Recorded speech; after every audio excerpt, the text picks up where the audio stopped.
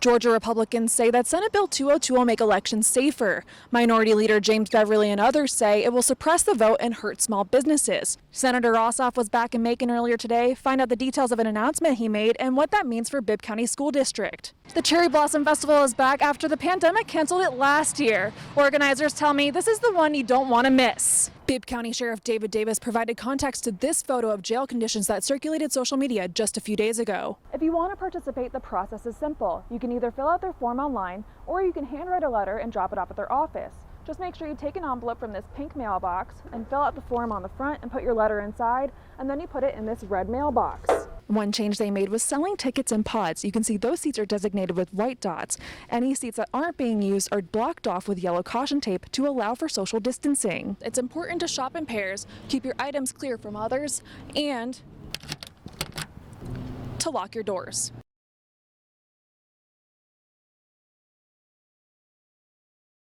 Bibb County Sheriff Davis submitted a $3 million budget proposal to the Macon-Bibb County Commission. Proposals are usually submitted in May or June. Mayor Lester Miller says fixing the issues in the jail is an urgent matter. I felt like because of the urgency of the matter and the public safety concern that we have, this is something we need to move forward and not wait for budget time. The $3 million budget will help fix broken doors and the problems addressed in the grand jury report from February. The Department of Corrections Specialized Unit will also come in to help with operations and training. Sheriff Davis says they will hire part-time deputies to help with short staffing. According to Davis, the sheriff's office needs about 100 deputies. Davis says he's thankful he could submit a budget proposal earlier than usual. We're together as a team on this to accomplish these goals that we have for the jail to make it as serviceable and as safe as we possibly can. We also asked the sheriff about a Facebook group petitioning to recall him from office. Davis says he's heard about it, and that's the people's prerogative, but he doesn't plan on going anywhere anytime soon. Instead of trying to find fault and do these things, let's all work together and find solutions to these issues. Mayor Miller says they're going to make improvements regardless of where the money is coming from. They'll use about $1 million of SPLOST money and funds from the sheriff's office commissary account. He says they've saved money over the past few years, and they'll save money this year from the landfill closure. I can't think of any better use to do that. Use that money for us to protect our good men and women here at the Sheriff's Department. In Macon, Ariel Schiller, 41 NBC News. Senator John Ossoff toured Heritage Elementary Wednesday afternoon, and he made a big announcement regarding the American Rescue Plan. We can announce today that this legislation will provide for Macon-Bibb County Public Schools just about $106 million. That money will help support the school system in reopening safely. Macon-Bibb County Superintendent Dr. Curtis Jones says they're already making plans on how to use the funding. Jones says public education receiving this amount of money demonstrates the Biden administration and delegation's commitment to the support educators need. I think they've heard teachers say they've been struggling for years. The pandemic made it worse. We are seeing larger achievement gaps now between students.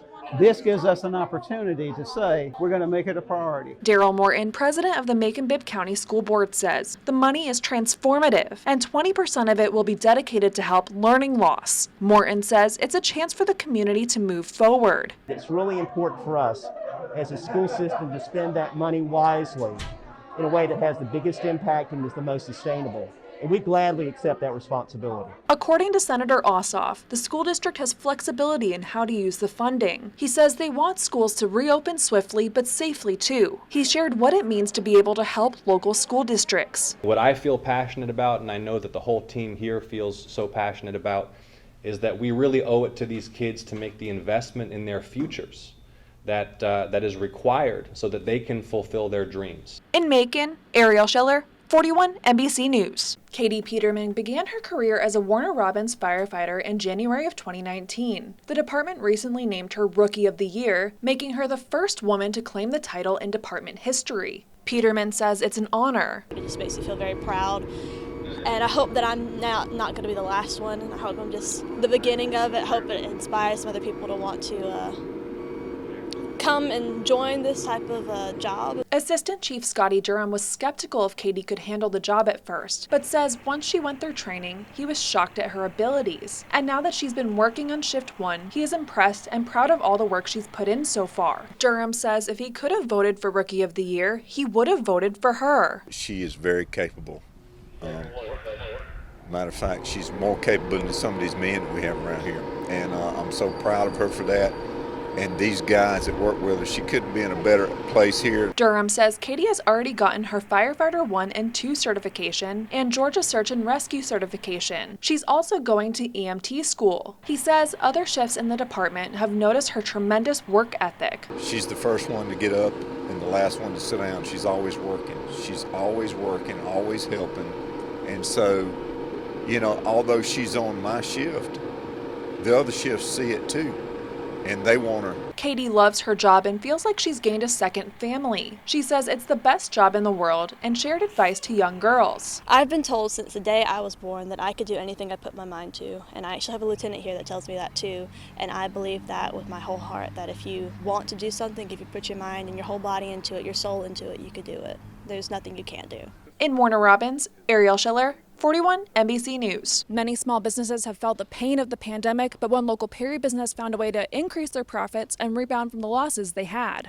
Michelle Rhodes is the owner of Mossy Creek Natural in Perry. She says their profits were down 50% most of last year, but by the end of the year, they not only made up for those losses, they increased sales by 30%. During the pandemic, we have been unbelievably busy. According to Rhodes, their bath and body products are all homemade. She says the business has been successful because they offer a product people can use at home. Whether businesses have been closed down or whether you felt like you couldn't go out, we offer a product, you know, like a bath bomb where you can totally pamper yourself in the bath. Ellen Palmer, president and CEO of the Perry Chamber, says downtown businesses have fared well through the pandemic. It's been a tough year and it's continuing to show that it's going to stick around longer than I think some of us had hoped, but overall I think we're doing okay. Palmer says they're looking at different ways to help local businesses survive, but the biggest thing right now is knowing about the recent COVID relief bill that was passed. There's a whole nother round of that funding, so we definitely want to make sure all our small businesses know about that they're taking advantage of that. Rhodes says they're thankful for the community. Business every single month was increasing because of the local community supporting our small business. I mean, we are so very fortunate that happened. Her advice to small businesses that are struggling: make your online presence felt through a website and social media. Even though maybe your business is closed, still having something to put out there so you keep that ongoing communication between you and your customer, I think is very, very important. Because Perry's got heart.